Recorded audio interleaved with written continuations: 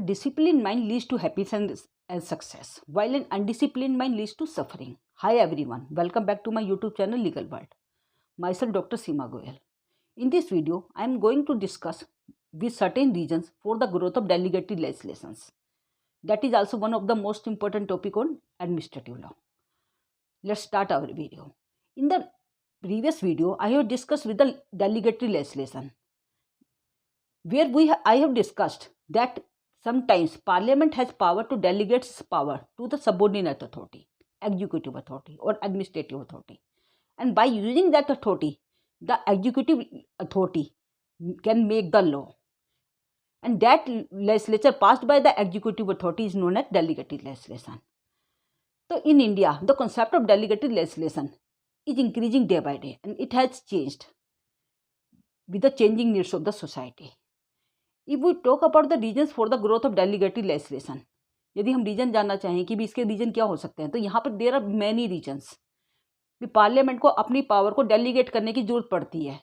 वो executive authority को अपनी पावर डेलीगेट कर देती है, और यहाँ पे जो एग्जीक्यूटिव अथॉरिटी है वो उसी पावर का यूज करते हुए जो पार्लियामेंट ने उसे दी है वो एक लेजिस्लेशन ला सकती है. एंड वो जो लेजिस्लेचर जो डेलीगेटेड अथॉरिटी के द्वारा बनाया गया, that is known as delegated legislation. और आज के टाइम में जब देखा जाए तो ये जो दायरा है पावर को डेलीगेट करने का, ये बढ़ता जा रहा है. इसके लिए कई रीजन्स रिस्पॉन्सिबल हैं. If we talk about the first reason, that is the concept of welfare state. As we know, India is a welfare state, not a police state. यहाँ पे लोगों की जो सरकार है वो लोगों के कल्याण के बारे में सोचती है. वो ये सोचती है कि यहाँ पे जो लेजिस्लेचर लाया जाए, जो भी कानून बनाया जाए, that must be able to make the welfare of the people. वो लोगों के कल्याण के लिए संभव होना चाहिए, उससे लोगों को ज़्यादा से ज़्यादा लोगों का बेनिफिट होना चाहिए, तभी वो लेजिस्लेचर सही होगा. That must be fair.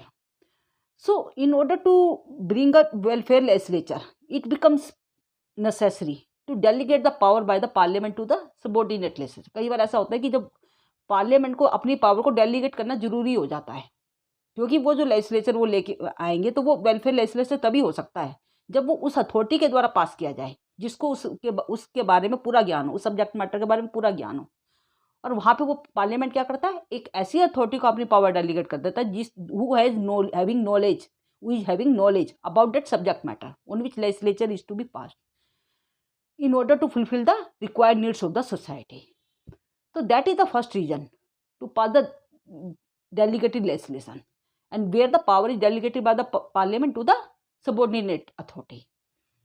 If we talk about the second reason, that is the pressure on the parliamentary time. As we know, there is much more pressure on the parliament in the modern time. In the modern time, our parliament is having burden. उसके ऊपर बहुत burden हो गया है, जिसकी वजह से it is not possible to make all the legislature by the parliament research. कहीं ये पॉसिबल ही नहीं हो पाता कि पार्लियामेंट सारे काम स्वयं करे. इसलिए ये जरूरी हो जाता है कि पार्लियामेंट अपनी पावर को डेलीगेट करके काम करवाए. आपने घर में देखा है कि भी जब कोई बड़ा बंदा होता है उसके ऊपर सारा इतना बर्डन होता है, तो वो क्या करता है, अपनी पावर को जो नीचे जो घर में जो छोटा मेंबर है उसको अपनी पावर को डेलीगेट कर देता है. उसको कहता है भी आपको संभालना है, आप घर को आपको भी देखना मेरे साथ, जिससे कि वो काम क्या हो जाता है, आसान हो जाता है. यहाँ पर पार्लियामेंट भी वही काम कर रहा है. पार्लियामेंट क्या कह रहा है कि मैं वो अपनी पावर को सबॉर्डिनेट अथॉरिटी को डेलीगेट कर रहा है अब एज पर कन्वीनियंस, जिससे कि वो जो लेजिस्लेचर आएगा वो एक अच्छा लेजिस्लेचर होगा और ज़्यादा से ज़्यादा लोगों के फायदे के लिए काम कर पाएगा. और वो जो लेजिस्लेचर होगा वो बिना बर्डन के बनाया जाएगा, एक अच्छी अथॉरिटी के द्वारा बनाया जाएगा. तो to avoid the pressure on the parliament अपने प्रेशर को क्या करती है, अवॉइड करने के लिए भी अपनी पावर को डेलीगेट कर देती है. किसको, एग्जीक्यूटिव अथॉरिटी को, एडमिनिस्ट्रेटिव अथॉरिटी को. और ये जो एडमिनिस्ट्रेटिव अथॉरिटी जो लेजिस्लेचर पास करती है, मैं समझती हूँ वो काफ़ी अच्छा वेलफेयर लेजिस्लेचर होगा. तो पार्लियामेंट, इससे पार्लियामेंट का प्रेशर भी कम हो गया और लेजिस्लेचर जो पास हुआ वो भी अच्छा लेजिस्लेचर हुआ. एंड देयर मे मच और more reasons for the delegation of the power by the parliament to the administrative authority. Then the third reason is technicalities of the subject matter. Sometimes there may be the subject matter on which legislation is to be passed is of technical nature. कई बार क्या होता है कि जो subject matter जिसके ऊपर कानून हम लेके आने वाले हैं वो टेक्निकल नेचर के होते हैं, उनके अंदर टेक्नोलॉजी का ज्ञान होना जरूरी हो जाता है. और पार्लियामेंट ऐसी अथॉरिटी नहीं कि जिसको सारी टेक्नोलॉजी का ज्ञान हो.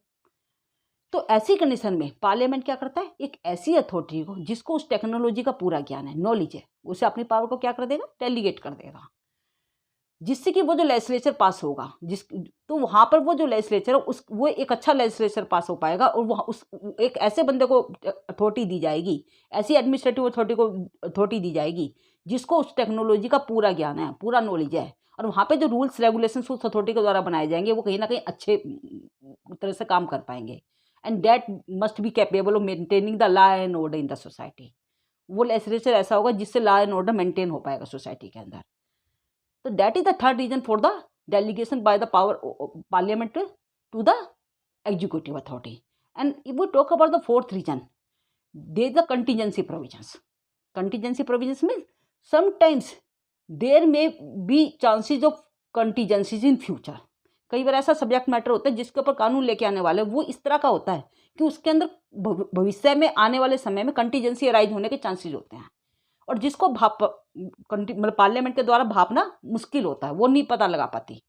तो ऐसी कंडीशन में एक ऐसी अथॉरिटी जो उस सब्जेक्ट मैटर में एक्सपर्ट है, जिसे उसका पूरा ज्ञान है कि भविष्य में कौन सी कंटीजेंसी अराइज हो सकती है, ऐसी अथॉरिटी को वो पावर डेलीगेट कर देती है, और उस अथॉरिटी के द्वारा जो कानून बनाया जाएगा, जो रूल्स बनाए जाएंगे, they will be much more capable, वो ज़्यादा कैपेबल होंगे, वो अच्छा लेजिस्लेचर पास होगा।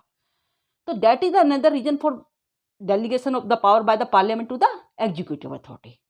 If we talk about the another reason, that may be there may be the experiment. Sometimes parliament want to make experiment. Experiment क्या मतलब, experiment का मतलब नहीं कि एक्सपेरिमेंट का मतलब यहाँ पर पार्लियामेंट क्या करता है कि एक ऐसे लेजिस्लेशन लाना चाहता है जिसको ये लगता है कि ये पता नहीं एग्जिस्ट कर पाएगा, नहीं कर पाएगा।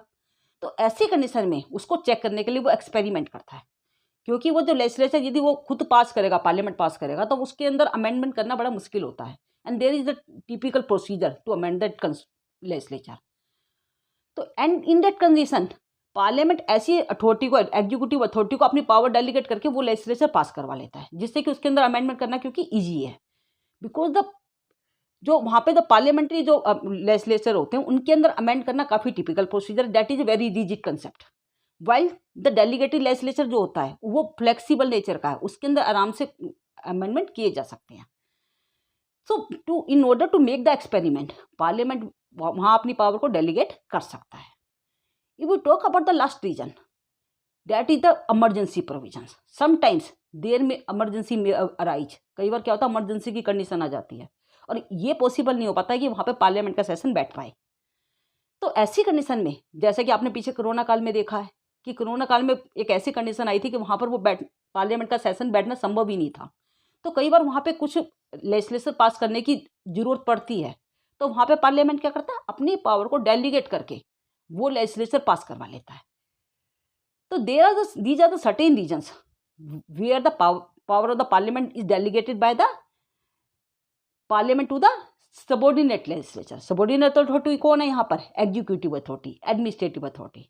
तो यहाँ पर पार्लियामेंट ने अपनी पावर को सबॉर्डिनेट अथॉरिटी को पावर डेलीगेट करके कानून पास करवा लिया है, इसी को डेलीगेटेड लेजिस्लेशन कहा जाता है। और ये जितने भी रीजन मैंने आपको बताए, these are the certain reason, मतलब यहाँ पर कुछ ऐसे इसके अलावा भी रीजन हो सकते हैं, बट मैंने यहाँ पर कुछ आपको ऐसे रीजन बताए जहाँ पर पावर को डेलीगेट किया जा सकता है पार्लियामेंट के द्वारा, किसको, सबॉर्डिनेट अथॉरिटी को। और यहाँ पे जो